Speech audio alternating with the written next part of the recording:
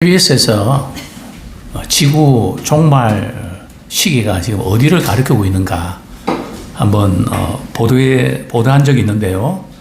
남은 시간은 90초다. 90초면은 1분 30초, 그죠?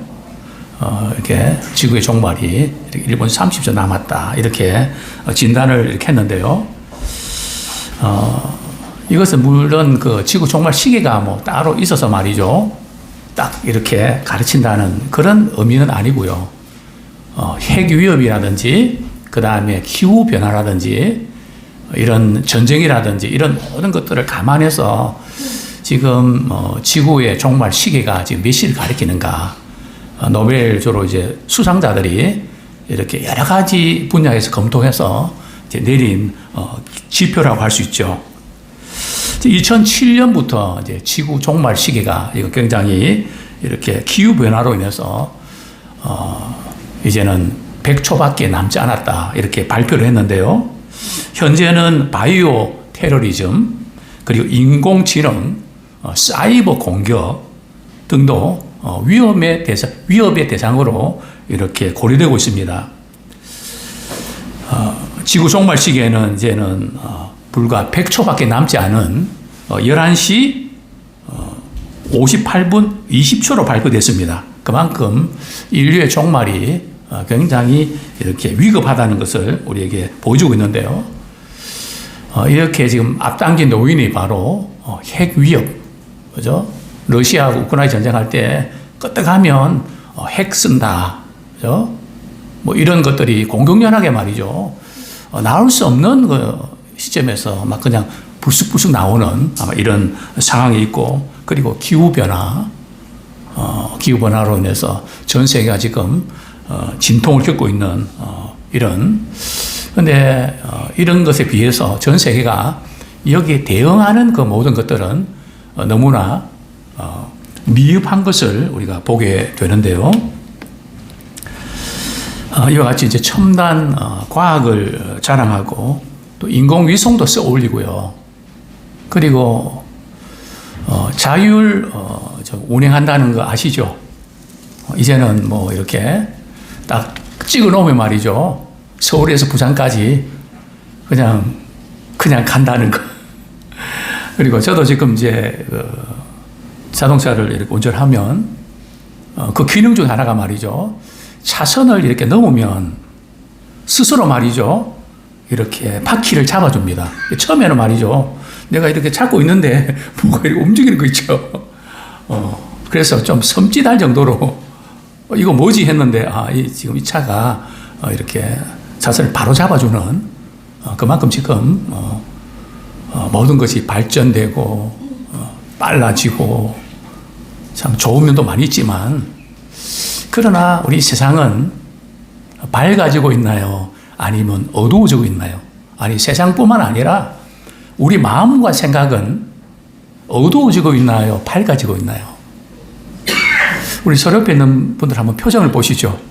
오늘 날씨가 맑음인가 흐림인가 장마인가 마음의 날씨, 표정의 날씨 이렇게 바라볼 때 밝은 것만은 아닌 뭔가 어둡고 힘든 많이 이렇게 고통스러운 그런 경우들이 있는데 또 우리 대한민국은 어떤가요? 어둠과 이 불의와 또 이렇게 불법이 성행하면서 탄식하지 않을 수 없는 어쩌다가 이 나라가 이렇게까지 됐나? 그저 이럴 수가 이런 탄식을 하게 되는 아마 그런 시점이 아닌가 생각됩니다. 과연 성경은 이런 시대에 우리 그리스도인들은 어떻게 살아야 될 것을 교훈하고 있을까요? 자다가 깰 때가 벌써 되었다. 우리가 이 시기를 분별하는 지혜가 있기를 원합니다. 자다가 깰 때가 이제 벌써 되었다는 사실을 아십니까? 이렇게 질문을 드리겠는데요. 먼저 우리 본문 11절 제가 읽어드립니다. 또한 너희가 이 시기를 알거니와 자다가 깰 때가 벌써 되었습니다. 이는 이제 우리의 구원이 처음 믿을 때보다 가까웠습니다. 그죠? 자다가 깰 때가 벌써 됐다. 이 본문을 좀 이제 다른 그 성경 이제 원문에 보면 이렇게 되어 있는데요. 너희는 지금의 시기가 자다가 깰 때인 것을 알므로 이렇게 행하라. 우리는 자다가 깰 때가 이미 벌써 됐다. 분별하여서 끝나면 안 되고요. 이제는 액션을 취할 때입니다. 행동할 때라는 거죠. 자다가 깰 때가 벌써 됐다. 이 자다가 깰 때가 벌써 됐다는 이 의미가 뭘까요? 이제는 영적인 나태와 게으름에서 벗어나서 이제는 영적으로 깨어있기를 원합니다. 이제 삶의 우선순위가 바로 잡히는 오늘 우리 장로님도 이렇게 단 하루도 단 한 주일도 한 달이라도 좀 이렇게 신앙생활을 참 바로 했으면 좋겠다는 그런 안타까움의 기도를 하셨는데요. 그것은 다른 게 아니라 삶의 우선순위가 바로 잡혀있는 이 삶의 우선순위가 바로 잡힌 도대체 뭐냐? 늘 하루하루의 삶이 말씀을 통해서 하나님의 관점에서 바라보고 또 하나님께 기도로 그분을 의지하면서 주님의 도우심을 구하면서 살아가는 이 삶이 그죠? 이 우선순위가 늘 이 속에서 진행되어야 된다는 거죠. 그냥 바쁘게 그냥 이거 안 하면 큰일 날 것 같고 그죠? 저도 이제 그 머리가 말이죠. 쉴 데가 없거든요. 계속 그다음에 심지어 꿈속에서도 말이죠. 계속 그냥 자면서도 그 묵상하고 어떻게 보면 미친 사람 같은 그죠? 좀 쉬고 싶은데 계속 뭐든지 이게 이렇게 쉴 수가 없는 물론 우리 저뿐이겠습니까? 직장인들도 우리 또 주부들도 마찬가지 아닙니까? 그죠? 그냥 시간이 모자라고 자 그런 가운데 우리 신앙생활 한다는 게 참 대단한 그런 부분인데요. 어쨌든 우리는 이런 가운데서 먼저 그의 나라와 의를 구하는 늘 주님 안에서 우리 주어진 생활을 성실하게 또 바쁘게 살아내는 우리 모두가 되기를 소원합니다. 이제 우리의 구원이 처음 믿을 때보다 가까웠다. 그죠? 이게 우리의 구원이 무슨 의미일까요? 여기서 말하는 우리의 구원은 우리 처음 예수 믿었을 때 그런 구원이 아니고 예수님이 이제 다시 오실 때 완성된 구원이 있거든요. 즉 다시 말씀드리면 예수님의 재림이 가까웠다는 겁니다. 예수님이 이제 언제 오실지 모르는데 너무 지금 문 앞에 이르렀다 할 만큼 가까이 왔다는 거죠. 그래서 항상 우리는 이렇게 주님께서 깨어있으라. 늘 주님 바라보면서 시간의 노예가 되지 말고 주님이 내게 맡겨주신 사명을 하나씩 감당하면서 살아내는 우리가 되기를 소원합니다. 이제 말세의 징조들이 거의 다 이루어졌습니다. 어떤 분들은 99.99999 이제 0.00001%만 남았고 나머지는 다 예언이 성취됐다 그러거든요. 이제 그만큼 모든 것들이 지금 급박하게 돌아가고 있는 것이 사실입니다. 왜냐하면 예수님의 오심은 저는 한 세 가지로 보는데요. 첫 번째는 세상이 너무너무 어둡다. 어둠이 너무 깊다. 그죠? 이것이 어둠이 깊어지면 빛 대신 주님이 오실 날이 가까웠다는 사인이거든요. 이것이 첫 번째 현상이고 두 번째는 복음이 온 세계에 전파되면 주님이 오신다 그랬거든요. 그리고 이스라엘인들 가운데 예수 믿고 구원받는다는 소식이 들려지면 이제는 거의 다 끝났다. 지금 제가 알고 있는 통계로는 이스라엘 사람들 가운데 한 15,000명 정도가 예수 믿는 사람들이 있다. 그런 이제 보도를 접하게 되는데요. 하여튼 이 모든 되어지는 일들은 주님의 구원이 완성된 구원이 재림이 임박했다는 사실들을 우리가 생각하지 않을 수 없습니다. 그렇습니다. 이제 우리는 이런 긴박성들을 우리가 많이 들었습니다. 듣고 근데 우리 이런 반문을 하죠. 목사님, 뭐 언제부터 예수님 오실 일이 가까웠다 했는데 아직까지도 안 왔잖아요. 그죠? 그러면서 우리 자신도 모르게 아직도 멀었다는 생각도 하고, 뭐 지금까지도 없었는데 뭐 설마 이렇게 안일함을 가질 수 있는데요. 베드로 후서 3장 12절, 13절 한번 보겠습니다. 베드로 후서 3장 3절, 4절 먼저 보겠습니다. 제가 읽어드립니다. 베드로 후서 3장 3절, 4절. 먼저 이것을 알지니 말세에 조롱하는 자들이 와서 자기의 정욕을 따라 행하며 조롱하여 이르되 주께서 강림하신다는 약속이 어디 있느냐. 이제 조상들이 잔 후로부터 만물이 처음 창조될 때와 같이 그냥 있다 하니, 아직도 뭐 이렇게 정말 하지만 별일 없었는데 뭐 설마 그런 일 있겠나. 그러면서 욕심대로 살아간다는 거죠. 근데 이것도 역시 지금 오늘날 우리 시대상을 보여주고 있지 않습니까? 근데 분명한 것은 말이죠. 지금 그 로마서가 기록될 당시가 바로 주후 57년이거든요. 그러면 2025년을 우리가 살고 있는데, 빼면 얼마가 되나요? 2025에서 57을 빼면 아마 이렇게 계산기 안 돌리면 나오기 어려운 이제 숫자인데, 보니까 제가 1968년이 지나간 겁니다. 그건 뭐 2000년이 지나갔단 말이죠.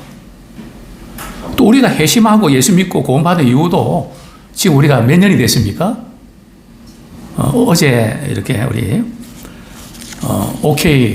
오케이자 자녀들 청년들이 왔거든요. 저희 교회 우리 김기대 목사님 아들 우리 다별이가 이제 중학교 때인데 지금 이제 또 이제 대학생이 돼갖고 이제 오케이라고 키도 더 컸더라고요. 이렇게 와서 그래서 그때 중학교 때인데 이제 벌써 대학생이 됐구나. 벌써 시간이 많이 흐른 거죠. 우리가 예수 믿고 나서 또 시간도 많이 흘렀잖아요. 어쨌든 개인적인 종말이나 역사적인 종말이 매우 가까이 온 것이 사실입니다. 자, 그런데 우리는 이런 가까이 왔다고 하는 어떤 긴박성만 우리가 강조할 것이 아니라 우리는 목적을 세우고 그 방향으로 나가야 되는데요. 우리 베드로후서 3장 12절, 13절. 과연 우리는 어떤 사람이 되어야 마땅하냐, 그죠? 이 모든 것이 이렇게 풀어지리니 이제 이 지구도 불덩이가 되어서 말이죠, 다 풀어진다고 이렇게 말씀하고 있는데요. 주님이 이렇게 주님 재림하실 때에 어떻게 우리 준비되냐? 그것은 일을 얼마나 많이 하는가, 얼마나 많은 돈을 버는가 문제가 아니라 내가 지금 나는 어떤 사람이 지금 되어가고 있지, 어떤 사람으로 살아가고 있지, 이제 그게 중요하다는 겁니다. 성경은 뭐라고 말씀하고 있습니까? 우리가 어떤 사람이 되어야 마땅하다고요? 거룩한 행실과 경건함으로. 우리의 삶이 거룩한 행실이 되어야 된다는 거죠. 거룩한 행실은 예수님을 닮는, 복음에 합당한 삶을 살아내는, 계속해서 주님을 닮아가는 그런 삶, 그리고 경건함, 하나님을 경외하고 그분의 말씀이라면 먼저 거기에 우선순위를 두고 반응하는 사람, 이런 사람이 과연 되어가고 있는가? 그것은 요망사항이지 나하고는 상관이 없는 게 아니란 말이죠. 이 말세를 살아가는 우리 모두에게 있어서 반드시 필요한 것이 거룩한 행실과 경건한 사람으로 우리가 살아가는, 이것은 필수입니다. 옵션이 아니고요. 그죠? 이것은 어린아이도 그렇고 어른도 그렇고 목회자도 그렇고 선교사도 그렇고 평신도도 그렇고 직분자도 그렇고 모든 사람이 살아가야 될 삶의 모습입니다. 거룩한 형실과 경건함으로 살아내는 우리 모두가 되기를 소원합니다. 이런 도전을 드리고 싶습니다. 아직도 은밀한 정욕을 즐기고 있습니까? 어둠의 일을 우리가 벗어버려야 되는데요. 우리의 신앙생활에 있어서 이 은밀한 정욕을, 어떤 사람은 돈이고, 어떤 사람은 성적인 거고, 어떤 사람은 또 자기가 좋아하는 어떤 습관일 수도 있고, 믿음 생활 하면서 이것만큼은 빼고 싶지 않은 거, 이것만큼은 붙잡고 싶은 거, 사람마다 다를 겁니다. 이런 이 은밀한 정욕이 말이죠, 우리 믿음 생활 자체를 약화시키고, 심지어 이런 것을 자꾸 하다 보면 기도 생활과 말이죠, 또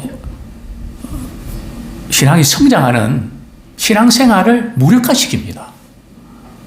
왜냐하면 성령의 소욕과 육체의 소욕은 싸우거든요. 육체의 욕심이 강해지면 그냥 기도하고 싶고, 교회 가고 싶고, 또 말씀 읽고 싶고, 또 봉사하고 싶고, 이런 마음이 없어요. 신앙도 맛이 있어야 되거든요. 맛을 보고 맛을 보는 샘표 간장입니까? 신앙의 맛을 느껴야 돼요. 맛을 느끼면 자꾸 먹게 되거든요. 말씀 읽는 것도 맛이 있단 말이죠. 기도하는 것도 맛이 있습니다. 근데 육체 욕심을 이렇게 추구하면 이게 싫어요.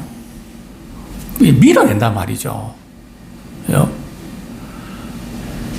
그래서 지금 우리 가운데 이 은밀한 이 정욕, 뭐 또 유튜브도 뭐 이렇게 우리가 또 봐서는 안 되는 거. 제가 이제 이 설교를 준비하면서 은밀한 정욕을 이제 검색해서 파워포인트에 말이죠, 이게 뭐가 있는가 하니까 막 이 야한 거 있죠. 제가 쓸 수 있는 게 하나도 없더라고요. 그러니까 이 온통 말이죠, 이런 것들로 지금 우리가 도배가 돼 있단 말이죠. 보기도 나쁘고는 보기 힘든 뭐 이런 것들. 그래서 우리도 모르게 이런 생활에 이렇게 젖어드는. 그래서 성경은 말씀합니다. 이제는 어둠의 일을 벗어버려야 된다. 그것 때문에 우리가 얼마나 많은 인생을 낭비하고, 우리 신앙을 좀먹고, 우리의 생각을 어둡게 하고, 또 수치스러운 죄를 짓도록 유혹하고, 악성 질병처럼 영혼을 파괴하는, 이건 독성이 너무 강합니다. 그래서 우리는 이제 2025년도를 새해를 맞이하면서 이런 어둠의 일을 벗어버리셔야 돼요. 벗어버려야지, 새롭게 해야지, 이거만 아니라, 이제는요, 이제 벗어버리는, 그런 거 보고 싶을 때마다 말이죠, 꺼버리고, 말씀 읽는, 성경을 가까이 하는. 그래서 이거는 끊임없이 우리는 여기서 탈피하고 우리가 새롭게 나아가는 우리가 되기를 소원합니다. 특별히 오늘 이제 우리 연세 드신 분들도 많이 계신데, 우리는 우리의 남은 날을 계수하는 지혜가 필요합니다. 우리는 나이에 맞게 살아내야 돼요. 나이에 맞게 살아낸다는 게 뭔가 하면, 우리가 60대가 넘으면 말이죠, 하나님께서 우리를 이제 그동안 배운 지식과 경험, 이걸 통해서 다른 사람에게 영향을 끼치는 삶을 사십시오. 내가 배우고 하는 그 부분에 너무 심혈을 기울이지 마십시오. 물론 우리가 연구는 계속해야 되지만, 이제는 행동할 때라는 거죠. 이제는 남기고 할 때라는 거죠. 이제 나의 남은 삶을, 내게 주신 이 부분들을 누구에게 물려줄까? 가까운 사람들? 그래서 이것이 확산될 수 있도록 내게 주신 은사일 수도 있고요, 관심일 수도 있고요, 계속해서 이 부분들을 이렇게 확장시키는, 나중에는 그것이 남는 것입니다.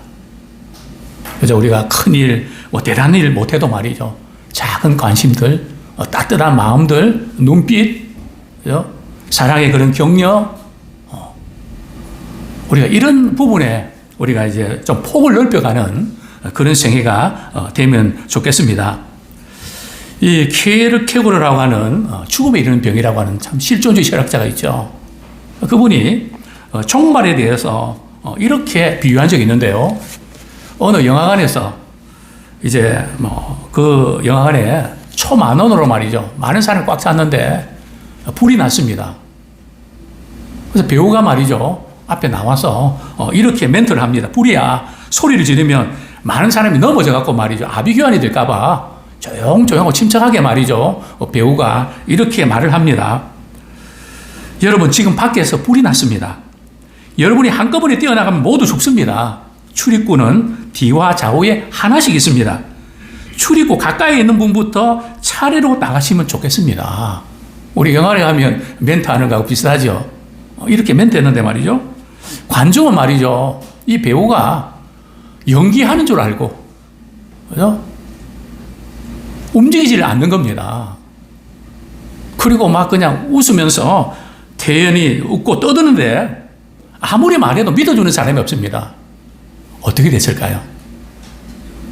다 죽고 말았죠.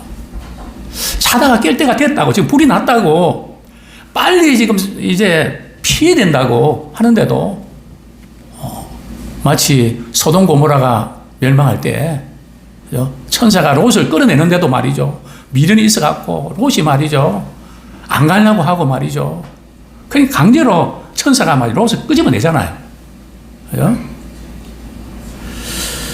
이만큼 긴박한 우리는 상황임을 우리가 다시 한번 기억하고 도전받았으면 참 좋겠습니다. 자, 두 번째로, 그럼 어떻게 어둠의 일을 벗고 빛의 갑옷을 입어야 될까요? 분별만 하는 게 끝나는 게 아니고 행동으로 옮겨야 되는데, 자, 어떻게 해야 될까요? 우리 본문 12절, 13절 보면 밤이 깊고 낮이 가까웠으니 그러므로 우리가 어둠의 일을 벗고 빛의 갑옷을 입자. 낮에와 같이 단정히 행하고 방탕하거나 술 취하지 말며 음란하거나 호색하지 말며 다투거나 시기하지 말고. 자, 밤이 깊었다는 것은 어떤 의미일까요? 죄악의 밤이 너무 깊었다는 겁니다. 우리 지금 대한민국도 지금 사회 구석구석 말이죠. 죄악의 밤이 너무 깊었습니다. 누구를 위한 국회죠? 누구를 위한 판사죠? 누구를 위한 검사죠? 그죠? 어떻게 이럴 수가? 그죠? 마치 요즘 저는 학동에 사는 느낌입니다. 학동이 어느 동네인지 아시죠? 학을 뛰는 동네. 정말 이런 어둠이 깊은 이런 시기를 우리가 맞고 있는데, 낮이 가깝다는 무슨 뜻일까요? 밤이 깊고 낮이 가깝다는 것은 예수님이 재림이 가까이 왔다는 겁니다. 그렇죠? 그렇기 때문에 우리는 어떻게 될까? 성경 말씀합니다. 그러므로 우리가 뭘 벗어야 된다고요? 어두움의 일을 벗어버려야 된다. 어두운 생각들, 어두운 말, 어두운 마음. 그죠? 참 우리가 이 세상 살아가면서 그럴 수밖에 없지만 우리는 생명의 빛을 받았고 사랑의 빛을 받았잖아요. 그래서 아무리 우리가 어둡더라도 어둠만 탄식할 것이 아니라 빛만 비추면 되거든요. 어둠은 복음의 빛 앞에서 물러갑니다. 그죠? 너는 세상의 소금과 빛이다. 그죠? 그래서 우리는 어떤 어두운 가운데서도 일어나 빛을 발하라. 저는 새해 하나님께서 왜 새롭게 일어나는 교회라는 표현을 주셨을까? 교회뿐만 아니라 개인도 가정도 국가도 일어나지 않으면 안 되는, 그죠? 각성하고 새롭게 도전하지 않으면 안 되는. 그래서 저는 그런 생각 많이 해요. 지금 이유가 있구나. 왜 일어나라고 하셨을까? 먼저 우리가 영적으로 다시 한번 어둠의 일을 벗고 빛의 갑옷을 입는 우리가 되기를 소원합니다. 자, 구체적으로 우리 어떻게 해야 되는 걸까요? 우리가 악한 세상에 동화되지 말고 떠내려가지 말고, 그죠? 어떤 정치인들의 이야기 거기에서 우리가 건드리지 말고요. 하나님의 말씀에 비춰볼 때 우리는 어떻게 되나? 이전에 제가 한강을 고수부지 한번 간 적이 있습니다. 고수부지에서 이렇게 한강에 이제 흘러가는 것을 이렇게 보고 있었는데요. 마침 그때 죽은 고기가 말이죠. 바람이 불고 물길 따라서 이렇게 밀려서 가고 있는 것을 봤습니다. 그 모습 보면서 어쩌면 우리 영적 상태가 세상의 조류와 이런 것에 의해서 그냥 아무 힘 없이 이렇게 밀려가고 떠내려가고 있는 우리는 아닌가. 그러나 살아있는 고기는 거슬러 올라가거든요. 너희는 이 세대를 본받지 말고 하나님의 선하시고 기뻐하고자 뜻이 무엇인지 분별하도록 해라. 우리 이 영적 분별을 가지고 우리가 살아내면 참 좋겠습니다. 우리는 이 영적인 전투의 현장에 지금 우리가 와 있습니다. 성경 말씀합니다. 어떻게 우리가 살아야 된다고요?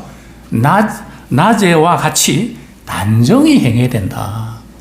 이 단정히 행해야 된다는 뜻이 뭘까요? 흐트러진 모습을 보이면 안 된다는 거죠.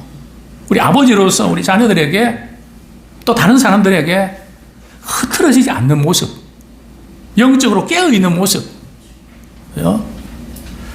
이런 모습을 보이기를 원합니다. 단정하게 행해야 된다.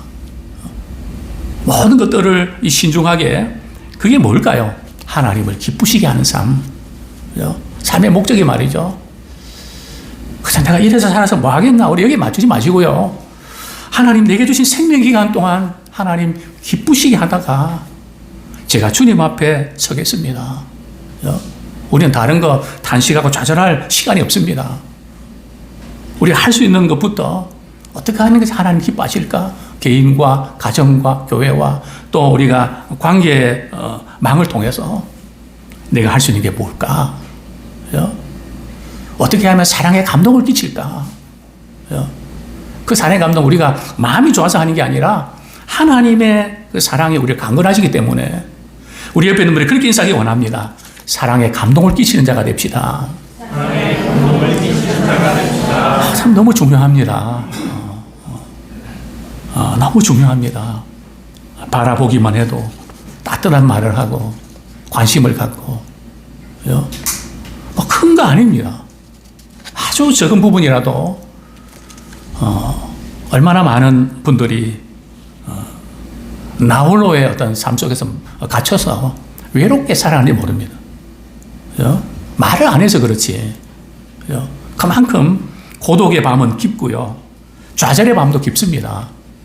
근데 우리는 주님이 우리를 사랑하시고 우리에게 소망을 주시고 기쁨을 주지 않았습니까? 그런데 우리는 잘할 수 있거든요. 우리 새해에 이런 삶을 살아내면 좋겠습니다. 또 성경은 말씀합니다. 방탕하고 술 취하지 마라. 이 방탕하다는 것은 말이죠. 본문에 보면 폭식하지 말라는 겁니다. 우리 명절 때 너무 맛있다고 너무 폭식하지 마시고 잘 우리 관리하면 좋겠습니다. 보면 폭음, 우리 사회에 참 안타까운 게 있습니다. 그죠? 이 폭식과 이 폭음으로 사회 전반적으로 말이죠. 어떻게 그런 상황 속에서 와인을 마십니까?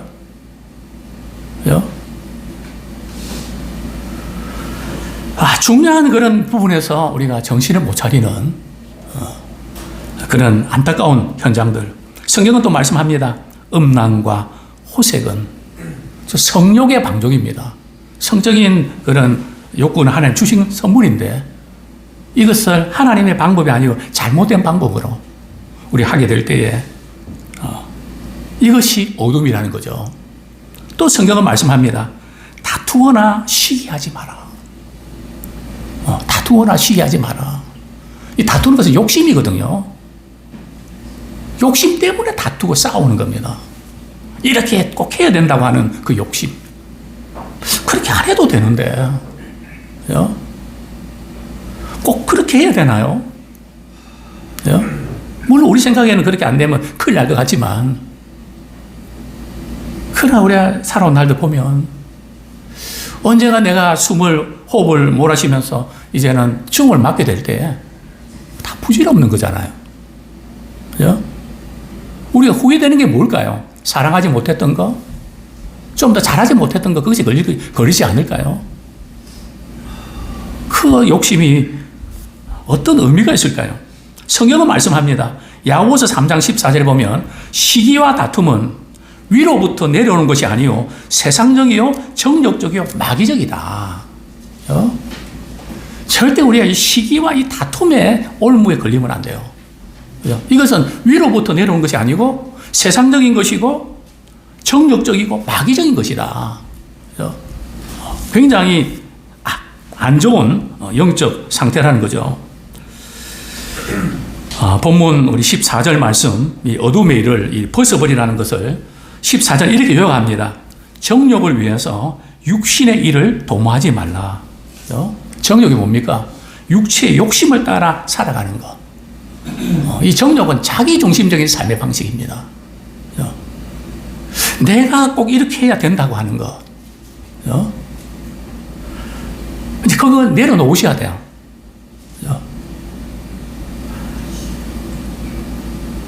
그것 때문에 얼마나 주위 사람들이 상처받고 힘든지 아십니까? 우리 예수 믿고 나면 그거 내려놓는 게 첫 번째거든요. 안 내려놓으면 말이죠.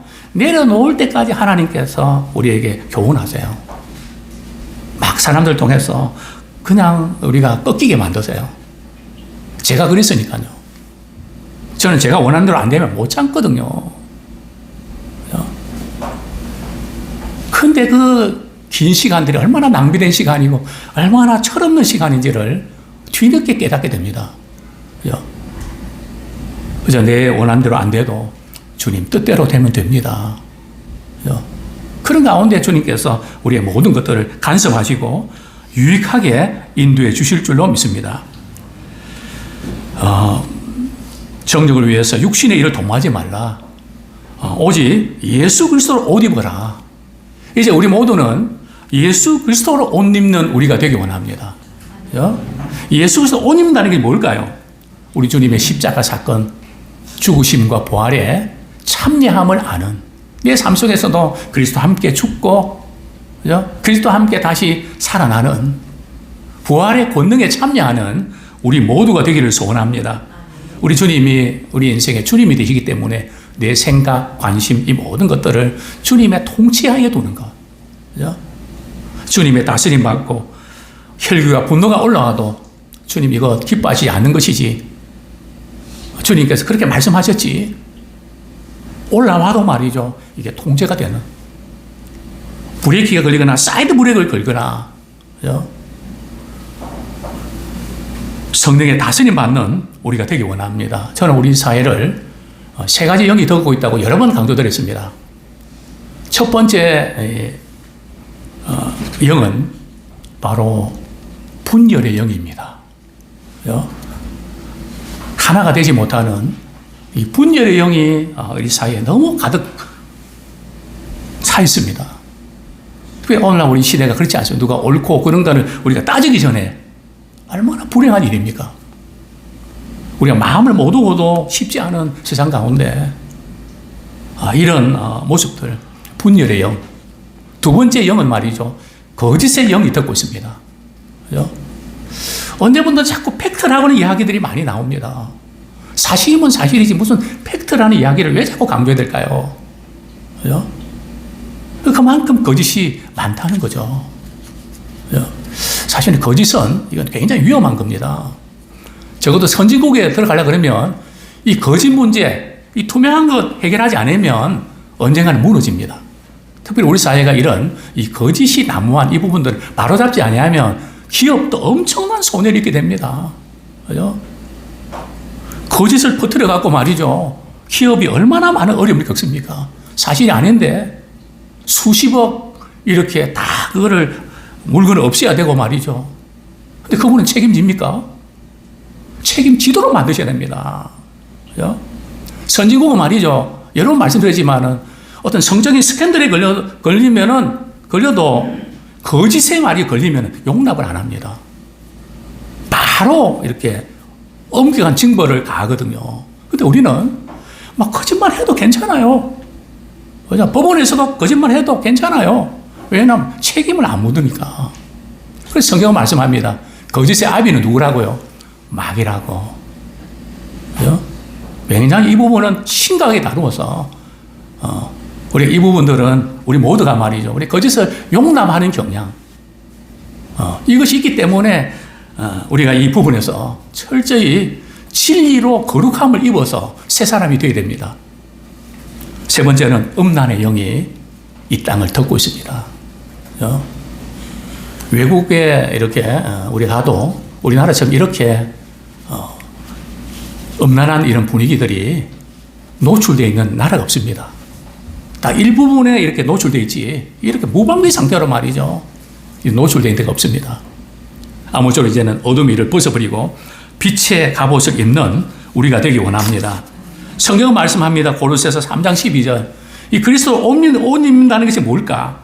그러므로 너희는 하나님이 택하사 거룩하고 사랑받는 자처럼 긍휼과 자비와 겸손과 온유와 오래 참음을 힘입고.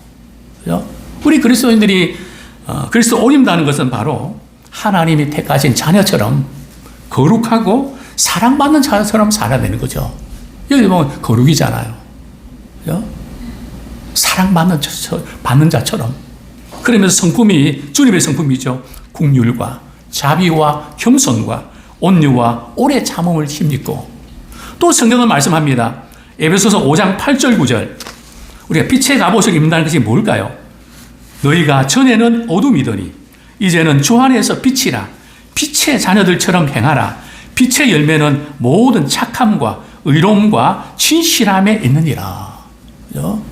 빛의 갑옷을 입고 예수에서 옷 입는다는 것은 뭔가 하면은 바로 모든 착함이 뭘까요? 관대함입니다. 너그러움입니다. 이번에 명절 때 우리 가족들 대할 때에 착함으로 대하길 원합니다. 판단으로 대하지 마시고 관대함으로 또 이야기도 들어주시면서 또 위로하고. 저는 명절 때 제가 이렇게 많이 사용하는 것은 울리는 겁니다. 제가 일부러 울리는 게 아니고요. 이야기를 가만히 듣고 몇 마디 하면 자꾸 상대가 울더라고요. 그래서 명절 때는 내가 울리는 은사를 받았나. 너무 힘들었는데 그걸 들어주고 공감해주고. 그죠? 우린 충분히 그렇게 할 수 있지 않습니까? 또 성경은 말씀합니다. 의로움과 우린 세상에서 공의를 나타내야 됩니다. 그죠? 이게 잘못됐는데 양심선언 해야 되잖아요. 그죠? 저희 교회는 사실은 그런 기도를 오래 했습니다. 부정선거에 대해서 그 관계자들이 양심선언하는 공무원들이 한 사람도 있으면 좋겠다. 분명히 저는 있게 될 줄 압니다. 정말 이렇게 했다고. 실무진에서 말이죠. 그래서 확산돼 나가는.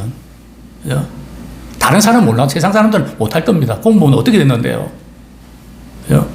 그러나 우리는 사람의 눈치 보는 것이 아니라 공의로움을 나타내야 되잖아요.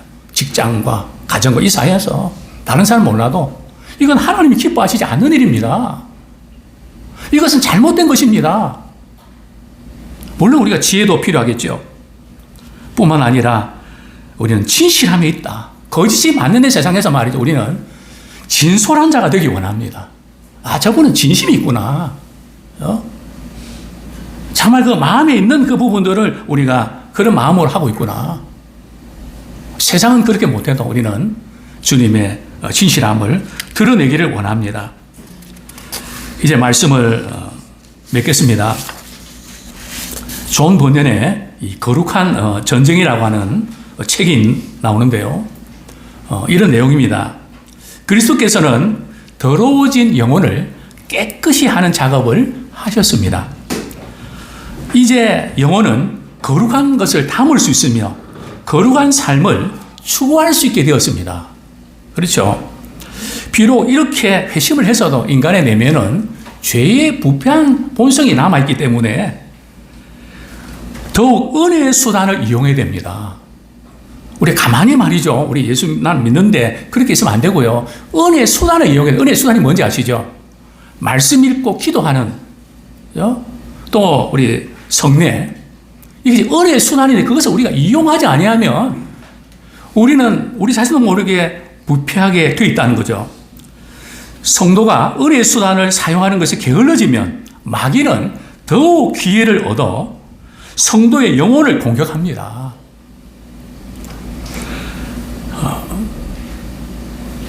성도는 한편으로 영적 게으름과 부주의로 인하여 세상적이며 육신적인 삶 가운데 있게 됩니다. 그러나 본인은 자신의 영적 태보에 대해서 눈치채지 못하고 그냥 육신의 즐거움에 머물러 있게 됩니다. 신자는 영적 황폐함과 그것에 대한 비참함을 깨닫고 나서 다시 하나님께 용서를 구하지만 하나님의 용서의 응답은 곧바로 이루어지지 않습니다. 왜 그런지 아십니까? 죄의 비참함과 그것에 대한 고통들을 철저하게 경험하게 하시는 목적이 있습니다. 그래서 그 영혼이 죄를 미워하고 싸우는 성향을 보다 강력하게 만들려고 하십니다. 금방 우리가 죄 짓고 하나님 용서해 주세요. 그래서 금방 응답해 주는 게 아니란 말이죠. 그렇게 하시는 이유는 일부러 하나님 그렇게 하시는데 말이죠. 왜냐하면 죄에 대해서 철저히 죄로 인해서 얼마나 비참한가 그것을 철저히 깨달아져서 말이죠. 죄에 대해서 우리를 강하게 우리를 만들어 가시는 과정이라는 거죠. 그리고 한편으로는 그 영혼을 낮추어서 더욱 겸손하게 만들어 하나님의 은혜를 붙잡고 은혜에서 떠나가지 못하게 하시려는 것입니다. 이게 바로 하나님의 은혜죠. 그렇습니다. 거룩한 전장에서 꼭 승리하는 우리 모두가 되기를 축원합니다. 이 시간 우리 말씀 붙잡고 같이 한번 기도하겠습니다. 자다가 깰 때가 벌써 됐는데 아직도 우리는 사망의 깊은 잠을 영적인 나태와 게으름의 잠을 자고 있지 않는가? 어둠의 일을 벗어버리라고 하셨는데 아직도 우리는 은밀한 청록을 누리면서 그것이 우리의 신앙의 발목을 잡는 너무 오랫동안 그것 때문에 늘 갈등하면서 믿음이 자라지 않는 우리 모습 아닌가? 하나님 이제는 벗어버리기 원합니다.